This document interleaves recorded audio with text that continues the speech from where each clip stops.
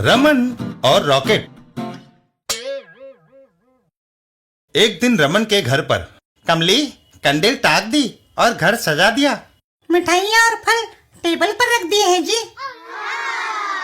और फिर घर के बाहर यारो देखना कैसा जोरदार धमाका होगा। लेकिन बम फुस हो जाता है। रामंदा बम फुस। रमन अब वो चाइनीज था क्या भाई? मोगा सिंह हुण देखना मेरा रॉकेट कितना ऊंचा जाएगा। मोगा सिंह रॉकेट में आग लगाता है। वाह! रॉकेट उड़ता हुआ एक खिड़की की ओर जाता है और शीशे को तोड़ डालता है।